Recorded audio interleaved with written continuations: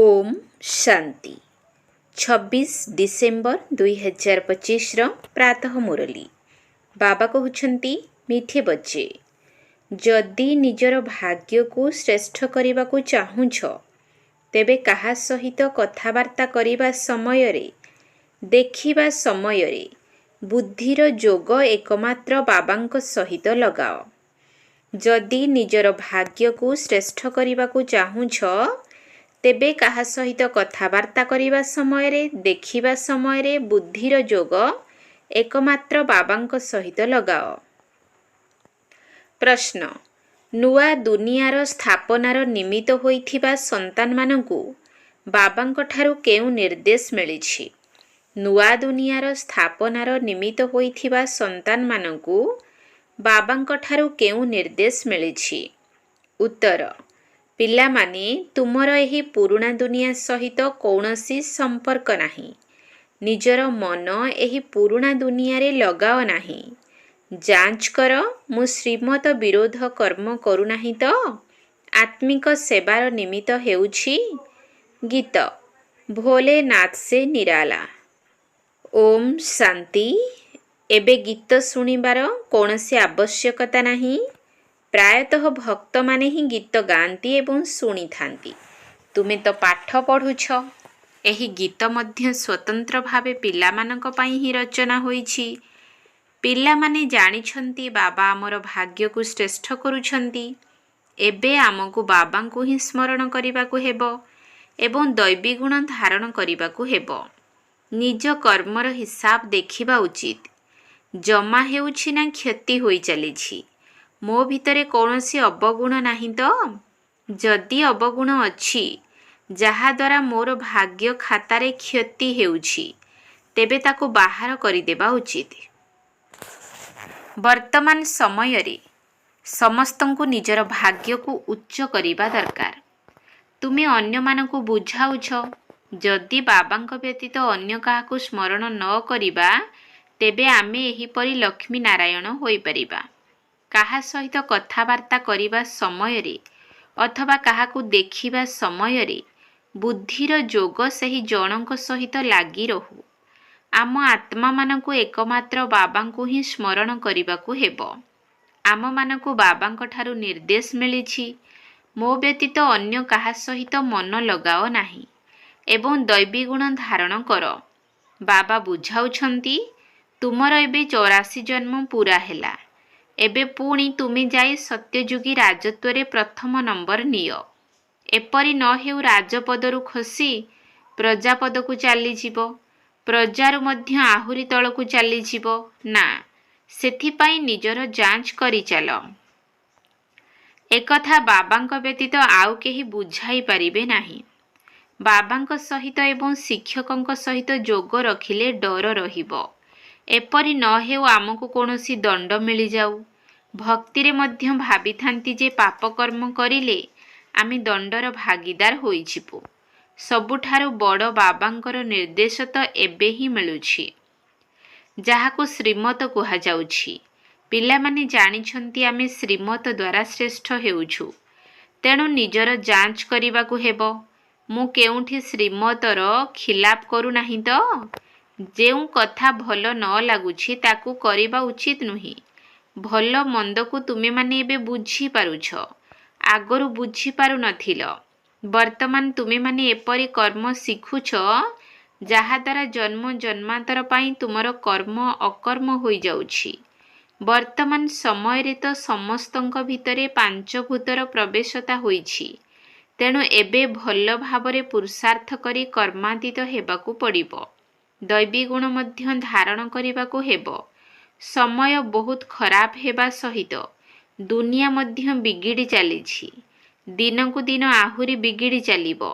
एही दुनिया सहित तुमर जेपरि किछि संपर्क ही नाही। तुमर संपर्क नुआ दुनिया सहित रहिछि जहा एबे स्थापन हेबाकू जाउछि। तुमे जानिछ आमे नुआ दुनिया स्थापन करिबा पई निमित्त होइछु। तेणु सम्मुखरे थिबा लक्ष्य अर्थात लक्ष्मी नारायण सदृश हेबा उचित। भितरे कौनसी आसुरी गुण रहिबा उचित नुहे। आत्मिक सेवारे लागी रहिले बहुत उन्नति हेबो। ପ୍ରଦର୍ଶନୀ ମ୍ୟୁଜିୟମ ଆଦି ତିଆରି କରୁଛନ୍ତି। ଭାବୁଛନ୍ତି ବହୁତ ଲୋକେ ଆସିବେ, ତାଙ୍କୁ ବାବାଙ୍କର ପରିଚୟ ଦେବୁ। ପୁଣି ସେମାନେ ମଧ୍ୟ ବାବାଙ୍କୁ ସ୍ମରଣ କରିବାରେ ଲାଗି ପଡ଼ିବେ। ସାରା ଦିନ ଏହି ଖିଆଲ ଚାଲୁଥାଉ ଯେ ନୂଆ ନୂଆ ସେଣ୍ଟର ଖୋଲି କିପରି ସେବାକୁ ବଢ଼ାଇବୁ, କାରଣ ଏହି ଜ୍ଞାନରତ୍ନ ସବୁ ତୁମମାନଙ୍କ ପାଖରେ ରହିଛି। ବାବା ଦୈବୀଗୁଣ ଧାରଣ କରାଇବା ସହିତ ସମ୍ପତ୍ତି ମଧ୍ୟ ଦେଉଛନ୍ତି। ତୁମେ ଏଠାରେ ବସିଛ, ବୁଦ୍ଧିରେ ଅଛି ଆମେ ସୃଷ୍ଟିର ଆଦି ମଧ୍ୟ ଅନ୍ତକୁ ଜାଣିଛୁ, ପବିତ୍ର ମଧ୍ୟ ରହୁଛୁ। ମନ ବଚନ କର୍ମରେ କୌଣସି ଖରାପ କର୍ମ ନ ହେଉ, ସେଥିପାଇଁ ପୂରା ଯାଞ୍ଚ କରିବାକୁ ହେବ। ବାବା ଆସିଛନ୍ତି ପତିତମାନଙ୍କୁ ପାବନ କରାଇବା ପାଇଁ, ଏଥିପାଇଁ ଯୁକ୍ତି ମଧ୍ୟ ବତାଇ ଚାଲିଛନ୍ତି। ତୁମମାନଙ୍କୁ ଏବେ ସେହି କଥାରେ ହିଁ ରମଣ କରିବା ଉଚିତ। ସେଣ୍ଟର ଖୋଲି ବହୁତଙ୍କୁ ନିମନ୍ତ୍ରଣ ଦେବାକୁ ହେବ। ଏହି ଜ୍ଞାନକୁ ଅତି ଆନନ୍ଦର ସହିତ ବୁଝାଇବା ଉଚିତ। ଏହି ପୁରୁଣା ଦୁନିଆ ବିନାଶ ହୋଇଯିବ, ତେଣୁ ପ୍ରଥମେ ନୂଆ ଦୁନିଆର ସ୍ଥାପନା ହେବା ବହୁତ ଜରୁରୀ। ସ୍ଥାପନା ମଧ୍ୟ ସଙ୍ଗମରେ ହେଉଛି। ଏକଥା ମଧ୍ୟ ମନୁଷ୍ୟମାନଙ୍କୁ ଜଣା ନାହିଁ ଯେ ବର୍ତ୍ତମାନ ସଙ୍ଗମ ଯୁଗ ଚାଲିଛି। ଏକଥା ମଧ୍ୟ ବୁଝାଇବାକୁ ହେବ ଯେ ନୂଆ ଦୁନିଆର ସ୍ଥାପନା ପୁରୁଣା ଦୁନିଆର ବିନାଶର ଏହା ସଙ୍ଗମ ଅଟେ। ନୂଆ ଦୁନିଆର ସ୍ଥାପନା ଶ୍ରୀମତ ଆଧାରରେ ହେଉଛି। ବାବାଙ୍କ ବ୍ୟତୀତ ଆଉ କେହି ନୂଆ ଦୁନିଆ ସ୍ଥାପନାର ମତ ଦେଇପାରିବେ ନାହିଁ। ବାବା ହିଁ ଆସି ତୁମ ସନ୍ତାନମାନଙ୍କର ଦ୍ୱାରା ନୂଆ ଦୁନିଆର ଉଦ୍ଘାଟନ କରାଉଛନ୍ତି। ତେବେ ସିଏ ତ ଏକା କରିବେ ନାହିଁ, ସବୁ ସନ୍ତାନମାନଙ୍କର ସାହାଯ୍ୟ ନେଉଛନ୍ତି। ଦୁନିଆରେ ଲୋକମାନେ ଉଦ୍ଘାଟନ କରିବା ପାଇଁ କାହାର ସାହାଯ୍ୟ ନେଇନଥାନ୍ତି, ଆସି କେବଳ କଇଁଚି ଦ୍ୱାରା ରିବନ କାଟିଥାନ୍ତି। ଏଠାରେ ତ ସେ କଥା ନାହିଁ। ଏଥିରେ ତୁମେ ବ୍ରାହ୍ମଣ କୁଳଭୂଷଣମାନେ ସହଯୋଗୀ ହେଉଛ। ବର୍ତ୍ତମାନ ସବୁ ମନୁଷ୍ୟ ରାସ୍ତା ବିଲକୁଲ ଭୁଲି ଯାଇଛନ୍ତି। ପତିତ ଦୁନିଆକୁ ପାବନ କରିବାର କାମ ବାବାଙ୍କର ହିଁ ଅଟେ। ବାବା ହିଁ ନୂଆ ଦୁନିଆର ସ୍ଥାପନା କରୁଛନ୍ତି, ଯାହା ପାଇଁ ଆଧ୍ୟାତ୍ମିକ ଜ୍ଞାନ ଦେଉଛନ୍ତି। ତୁମେ ଜାଣିଛ ବାବାଙ୍କ ପାଖରେ ନୂଆ ଦୁନିଆ ସ୍ଥାପନା କରିବାର ଉପାୟ ରହିଛି। ଭକ୍ତି ମାର୍ଗରେ ତାଙ୍କୁ ଡାକୁଛନ୍ତି ନା, ହେ ପତିତ ପାବନ ଆସ। ଯଦିଓ ଶିବଙ୍କୁ ପୂଜା ମଧ୍ୟ କରି ଚାଲିଛନ୍ତି, କିନ୍ତୁ ଏକଥା ଜାଣିନାହାନ୍ତି କି ପତିତ ପାବନ କିଏ। ଦୁଃଖରେ ମନେ ତ ପକାଉଛନ୍ତି, ହେ ଭଗବାନ, ହେ ରାମ। ରାମ ମଧ୍ୟ ନିରାକାରଙ୍କୁ ହିଁ କହିଥାନ୍ତି। ନିରାକାରଙ୍କୁ ହିଁ ସର୍ବୋଚ୍ଚ ଭଗବାନ ବୋଲି କୁହାଯାଏ। କିନ୍ତୁ ମନୁଷ୍ୟ ବହୁତ ଦ୍ୱନ୍ଦ୍ୱରେ ପଡ଼ିଛନ୍ତି। ବାବା ଆସି ଏହି ଦ୍ୱନ୍ଦ୍ୱରୁ ବାହାର କରୁଛନ୍ତି। ଯେପରି କୁହୁଡ଼ିରେ ମନୁଷ୍ୟ ଦ୍ୱନ୍ଦ୍ୱରେ ପଡ଼ିଯାଆନ୍ତି ନା, ଏହା ହେଉଛି ବେହଦର କଥା। ସମସ୍ତେ ବହୁତ ବଡ଼ ଜଙ୍ଗଲରେ ଆସି ପଡ଼ିଛନ୍ତି। ତୁମକୁ ମଧ୍ୟ ବାବା ଅନୁଭବ କରାଇଛନ୍ତି ଯେ ଆମେ କେଉଁ ଜଙ୍ଗଲରେ ପଡ଼ିଥିଲୁ। ଏକଥା ବର୍ତ୍ତମାନ ଜଣାପଡ଼ିଲା ଯେ ଏହା ପୁରୁଣା ଦୁନିଆ। ଏହାର ମଧ୍ୟ ସମାପ୍ତି ହେବ। ମନୁଷ୍ୟ ତ ବିଲକୁଲ ରାସ୍ତା ହିଁ ଜାଣିନାହାନ୍ତି। ବାବାଙ୍କୁ ଡାକି ଚାଲିଛନ୍ତି। ତୁମେ ଏବେ ଡାକୁନାହଁ। ଏବେ ତୁମେମାନେ ଡ୍ରାମାର ଆଦି ମଧ୍ୟ ଅନ୍ତକୁ ଜାଣିଛ। ତାହା ମଧ୍ୟ କ୍ରମ ଅନୁସାରେ। ଯିଏ ଜାଣିଛନ୍ତି ସେ ବହୁତ ଖୁସିରେ ରହୁଛନ୍ତି। ଅନ୍ୟକୁ ମଧ୍ୟ ରାସ୍ତା ବତାଇବାରେ ତତ୍ପର ରହୁଛନ୍ତି। ବାବା ତ କହି ଚାଲିଛନ୍ତି, ବଡ଼ ବଡ଼ ସେଣ୍ଟର ଖୋଲ। ବଡ଼ ବଡ଼ ଚିତ୍ର ହେଲେ ମନୁଷ୍ୟ ସହଜରେ ବୁଝିଯିବେ।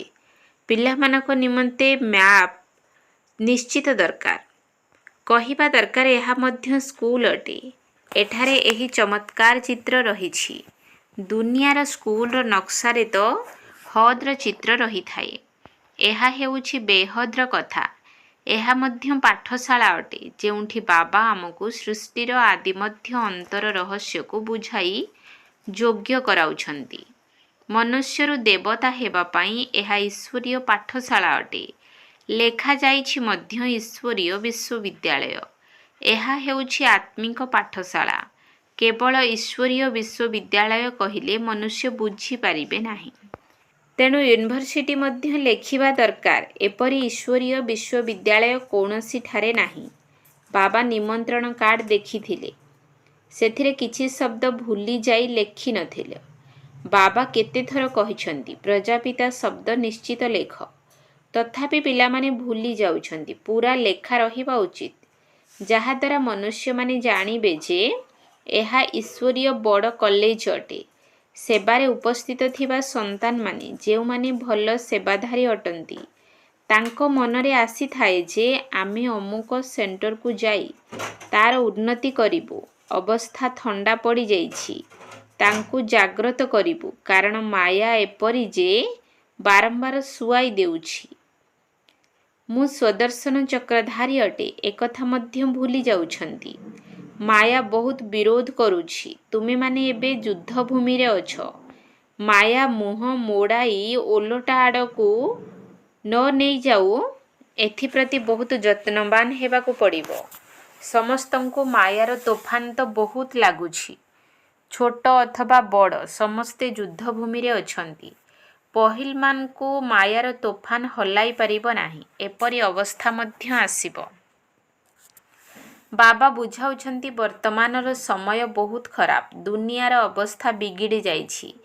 ସବୁ ରାଜତ୍ୱ ତ ସମାପ୍ତ ହୋଇଯିବ। ସମସ୍ତଙ୍କୁ ଆସନରୁ ଓହ୍ଲାଇ ଦେବେ। ପୁଣି ସାରା ଦୁନିଆରେ ପ୍ରଜାମାନଙ୍କର ପ୍ରଜା ଉପରେ ରାଜ୍ୟ ଚାଲିବ। ତୁମେମାନେ ଏବେ ନିଜର ନୂଆ ରାଜଧାନୀ ସ୍ଥାପନ କରୁଛ। ତେଣୁ ଏଠାରେ ଥିବା ରାଜତ୍ୱର ନାମ ମଧ୍ୟ ସମାପ୍ତ ହୋଇଯିବ। ଏବେ ପଞ୍ଚାୟତି ରାଜ୍ୟ ହୋଇ ଚାଲିଛି। ଯେତେବେଳେ ପ୍ରଜାଙ୍କର ପ୍ରଜା ଉପରେ ରାଜ୍ୟ ଚାଲିବ, ସେତେବେଳେ ପରସ୍ପର ମଧ୍ୟରେ ଲଢ଼େଇ ଝଗଡ଼ା କରିବେ। ବାସ୍ତବରେ ସ୍ୱରାଜ୍ୟ ଅଥବା ରାମରାଜ୍ୟ ତ ନାହିଁ। ସେଥିପାଇଁ ସାରା ଦୁନିଆରେ ଝଗଡ଼ା ହିଁ ଚାଲିଛି। ଆଜିକାଲି ତ ସବୁ ଜାଗାରେ ହଙ୍ଗାମା ହିଁ ହଙ୍ଗାମା ହେଉଛି। ତୁମେମାନେ ଜାଣିଛ, ଆମେ ନିଜର ରାଜତ୍ୱ ସ୍ଥାପନ କରୁଛୁ। ତୁମେ ଏବେ ସମସ୍ତଙ୍କୁ ରାସ୍ତା ବତାଉଛ। ବାବା କହୁଛନ୍ତି, ମୋତେ ମନେ ପକାଅ। ତେଣୁ ବାବାଙ୍କ ସ୍ମୃତିରେ ରହି ଅନ୍ୟମାନଙ୍କୁ ମଧ୍ୟ ବୁଝାଅ, ଦେହୀ ଅଭିମାନୀ ହୁଅ। ଦେହ ଅଭିମାନକୁ ଛାଡ଼। ଏପରି ନୁହେଁ ଯେ ତୁମମାନଙ୍କ ଭିତରେ ସମସ୍ତେ ଦେହୀ ଅଭିମାନୀ ହୋଇଯାଇଛନ୍ତି। ନା, କିନ୍ତୁ ସମସ୍ତଙ୍କୁ ହେବାକୁ ପଡ଼ିବ। ଏବେ ତୁମେମାନେ ନିଜେ ପୁରୁଷାର୍ଥ କରି ଅନ୍ୟମାନଙ୍କୁ ମଧ୍ୟ କରାଉଛ। ବାବାଙ୍କୁ ମନେ ପକାଇବାକୁ ଚେଷ୍ଟା କରୁଛନ୍ତି, ପୁଣି ଭୁଲି ଯାଉଛନ୍ତି। ଏହି ପୁରୁଷାର୍ଥ କରିବାକୁ ହେବ। ତେବେ ମୂଳ କଥା ହେଉଛି ବାବାଙ୍କୁ ସ୍ମରଣ କରିବା। ବାବା ପିଲାମାନଙ୍କୁ କେତେ ବୁଝାଉଛନ୍ତି। ଏବେ ବହୁତ ଭଲ ଜ୍ଞାନ ମିଳୁଛି। ମୂଳ କଥା ହେଉଛି ପବିତ୍ର ରହିବା। ବାବା ପବିତ୍ର କରିବାକୁ ଆସିଛନ୍ତି। ତେଣୁ ଏବେ ଆଉ ପତିତ ହେବା ଉଚିତ ନୁହେଁ। ଯୋଗ ଦ୍ୱାରା ହିଁ ତୁମେମାନେ ସତୋପ୍ରଧାନ ହେବ, ଏହି କଥାକୁ ଭୁଲିବା ଉଚିତ ନୁହେଁ। କିନ୍ତୁ ମାୟା ଏଇଥିରେ ହିଁ ବିଘ୍ନ ପକାଇ ଭୁଲାଇ ଦେଉଛି। ରାତି ଦିନ ଏହି ନିଶା ରହୁ ଯେ ଆମେ ବାବାଙ୍କୁ ସ୍ମରଣ କରି ସତୋପ୍ରଧାନ ହେବୁ। ଯୋଗ ଏପରି ପକ୍କା ହେବା ଦରକାର, ଯାହାକି ଅନ୍ତିମ ସମୟରେ ବାବାଙ୍କ ବ୍ୟତୀତ ଆଉ କେହି ଯେପରି ମନେ ନ ପଡ଼ିବେ। ପ୍ରଦର୍ଶନୀରେ ମଧ୍ୟ ପ୍ରଥମେ ଏହା ବୁଝାଇବାକୁ ହେବ ଯେ ଇଏ ହେଉଛନ୍ତି ସମସ୍ତଙ୍କର ପିତା, ସର୍ବୋଚ୍ଚ ଭଗବାନ। ସମସ୍ତଙ୍କର ପିତା, ପତିତ ପାବନ, ସଦ୍ଗତି ଦାତା ଏବଂ ସ୍ୱର୍ଗର ରଚୟିତା ମଧ୍ୟ ଅଟନ୍ତି। ଏବେ ତୁମେମାନେ ଜାଣୁଛ, ବାବା ସଙ୍ଗମ ଯୁଗରେ ହିଁ ଆସୁଛନ୍ତି। ବାବା ହିଁ ବ୍ରହ୍ମାଙ୍କ ଦ୍ୱାରା ରାଜଯୋଗ ଶିଖାଉଛନ୍ତି। ପତିତ ପାବନ, ସେହି ଜଣଙ୍କ ବ୍ୟତୀତ ଦ୍ୱିତୀୟ କେହି ହୋଇପାରିବେ ନାହିଁ। ପ୍ରଥମେ ତ ବାବାଙ୍କର ପରିଚୟ ଦେବାକୁ ପଡ଼ିବ। ତେବେ ଜଣ ଜଣଙ୍କୁ ଏପରି ଗୋଟିଏ ଗୋଟିଏ ଚିତ୍ର ଉପରେ ବସି ବୁଝାଇଲେ ଏତେ ଲୋକଙ୍କୁ କିପରି ବୁଝାଇ ପାରିବ? କିନ୍ତୁ ପ୍ରଥମେ ବାବାଙ୍କ ଚିତ୍ର ଉପରେ ବୁଝାଇବାକୁ ହେଲା ମୁଖ୍ୟ କଥା। ବୁଝାଇବାକୁ ହେବ, ଭକ୍ତି ହେଉଛି ଅନେକ, କିନ୍ତୁ ଜ୍ଞାନ ତ ଏକ।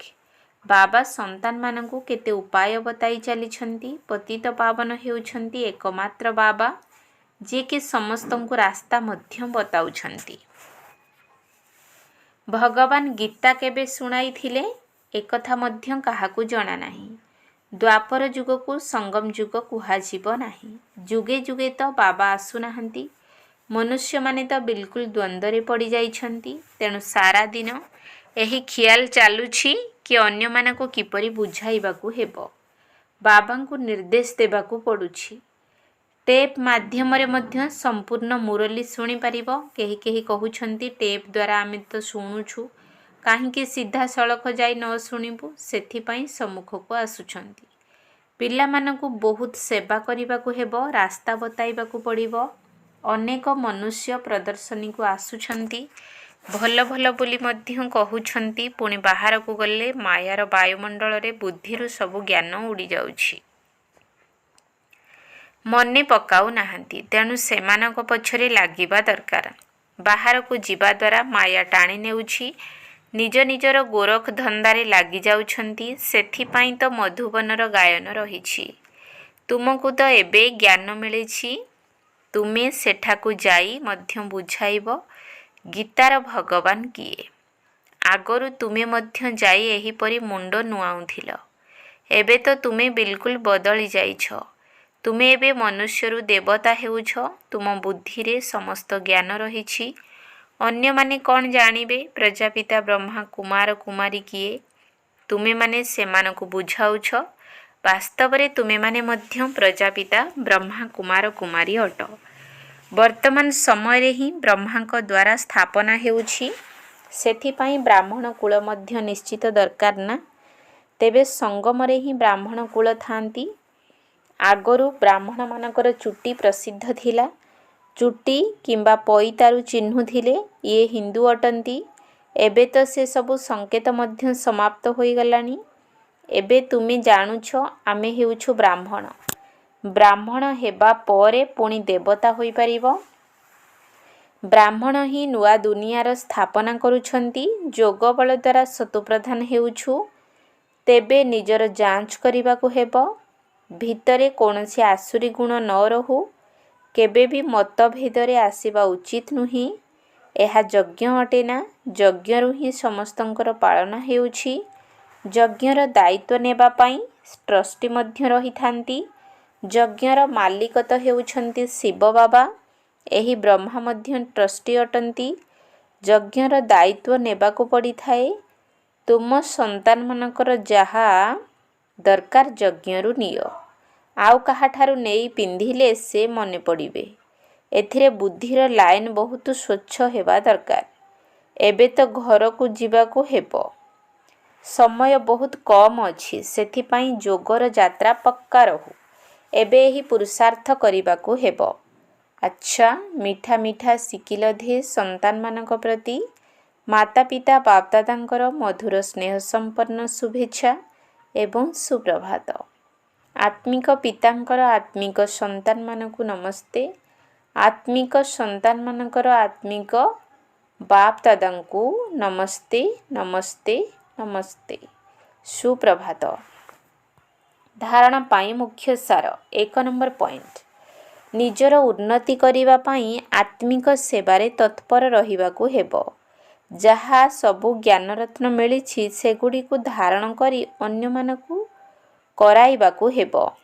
ନିଜର ଉନ୍ନତି କରିବା ପାଇଁ ଆତ୍ମିକ ସେବାରେ ତତ୍ପର ରହିବାକୁ ହେବ।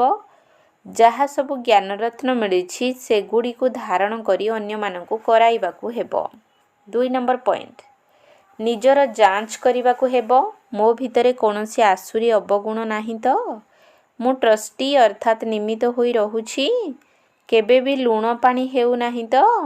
ଅର୍ଥାତ୍ ମତଭେଦରେ ଆସୁନାହିଁ ତ? ବୁଦ୍ଧିର ଲାଇନ ନିର୍ମଳ ଅଛି। ନିଜର ଯାଞ୍ଚ କରିବାକୁ ହେବ। ମୋ ଭିତରେ କୌଣସି ଆସୁରୀ ଅବଗୁଣ ନାହିଁ ତ? ମୁଁ ଟ୍ରଷ୍ଟି ଅର୍ଥାତ୍ ନିମିତ୍ତ ହୋଇ ରହୁଛି। କେବେ ବି ଲୁଣ ପାଣି ହେଉନାହୁଁ ଅର୍ଥାତ୍ ମତଭେଦରେ ଆସୁନାହୁଁ ତ? ବୁଦ୍ଧିର ଲାଇନ ନିର୍ମଳ ଅଛି। ବରଦାନ, ପୁରୁଷାର୍ଥର ସୂକ୍ଷ୍ମ ଆଳସ୍ୟକୁ ମଧ୍ୟ ତ୍ୟାଗ କରୁଥିବା ଅଲରାଉଣ୍ଡର ଅର୍ଥାତ୍ ବହୁମୁଖୀ ପ୍ରତିଭା ସମ୍ପନ୍ନ ତଥା ଆଲର୍ଟ ଅର୍ଥାତ୍ ସଜାଗ ହୁଅ। ପୁରୁଷାର୍ଥର ସୂକ୍ଷ୍ମ ଆଳସ୍ୟକୁ ମଧ୍ୟ ତ୍ୟାଗ କରୁଥିବା ଅଲରାଉଣ୍ଡର ଅର୍ଥାତ୍ ବହୁମୁଖୀ ପ୍ରତିଭା ସମ୍ପନ୍ନ ତଥା ଆଲର୍ଟ ଅର୍ଥାତ୍ ସଜାଗ ହୁଅ। ପୁରୁଷାର୍ଥରେ ଥକିଯିବା ଆଳସ୍ୟର ଲକ୍ଷଣ ଅଟେ। ଆଳସ୍ୟବାଲା ଆତ୍ମା ଶୀଘ୍ର ଥକି ଯାଇଥାଏ ଏବଂ ଉମଙ୍ଗ ଉତ୍ସାହବାଲା ଅକ୍ଳାନ୍ତ ହୋଇଯାଇଥାନ୍ତି। ଯେଉଁମାନେ ପୁରୁଷାର୍ଥରେ ନିରାଶ ହୋଇଯାଆନ୍ତି ସେହିମାନଙ୍କୁ ହିଁ ଆଳସ୍ୟ ଆସିଥାଏ। ସେମାନେ ଭାବନ୍ତି କ'ଣ କରିବି, ମୋ ଦ୍ୱାରା ଏତିକି ହିଁ ହୋଇପାରିବ, ଆଉ ଅଧିକ ହୋଇପାରିବ ନାହିଁ, ମୋର ଆଉ ସାହସ ନାହିଁ, ଚାଲୁଛି ତ, କରୁଛି ତ। ଏବେ ଏହି ସୂକ୍ଷ୍ମ ଆଳସ୍ୟର ମଧ୍ୟ ଚିହ୍ନ ବର୍ଣ୍ଣ ନ ରହୁ। ସେଥିପାଇଁ ସର୍ବଦା ଆଲର୍ଟ, ଏଭର ରେଡି ଅର୍ଥାତ୍ ସଦା ପ୍ରସ୍ତୁତ ଏବଂ ଅଲରାଉଣ୍ଡର ହୁଅ। ସ୍ଲୋଗାନ: ସମୟର ମହତ୍ତ୍ୱକୁ ସମ୍ମୁଖରେ ରଖି ସର୍ବପ୍ରାପ୍ତିର ଖାତାକୁ ପୂର୍ଣ୍ଣ ରୂପରେ ଜମା କର। ଅବ୍ୟକ୍ତ ଇସାରା: ଏବେ ସମ୍ପନ୍ନ ବା କର୍ମାତୀତ ହେବାର ତୀବ୍ର ଇଚ୍ଛା ପ୍ରକଟ କର। ଯଦି ଶବ୍ଦଠାରୁ ଊର୍ଦ୍ଧ୍ୱରେ ନିଜର ଶ୍ରେଷ୍ଠ ସ୍ଥିତିରେ ସ୍ଥିତ ହୋଇଯିବ, ତେବେ ସମସ୍ତ ବ୍ୟକ୍ତ ଆକର୍ଷଣଠାରୁ ଊର୍ଦ୍ଧ୍ୱରେ ଶକ୍ତିଶାଳୀ ନ୍ୟାରୀ ଏବଂ ପ୍ୟାରୀ ସ୍ଥିତି ହୋଇଯିବ। ଯଦି ଗୋଟିଏ ସେକେଣ୍ଡ ପାଇଁ ମଧ୍ୟ ଏହି ଶ୍ରେଷ୍ଠ ସ୍ଥିତିରେ ସ୍ଥିତ ହୋଇଯିବ, ତେବେ ଏହାର ପ୍ରଭାବ ସାରା ଦିନ କର୍ମ କରିବା ସମୟରେ ମଧ୍ୟ ନିଜ ଭିତରେ ବିଶେଷ ଶାନ୍ତିର ଶକ୍ତିର ଅନୁଭବ କରିବ ଏବଂ ଏହି ସ୍ଥିତିକୁ କର୍ମାତୀତ ସ୍ଥିତି, ବାବାଙ୍କ ସମାନ ସମ୍ପୂର୍ଣ୍ଣ ସ୍ଥିତି କୁହାଯାଏ। ଓମ୍ ଶାନ୍ତି।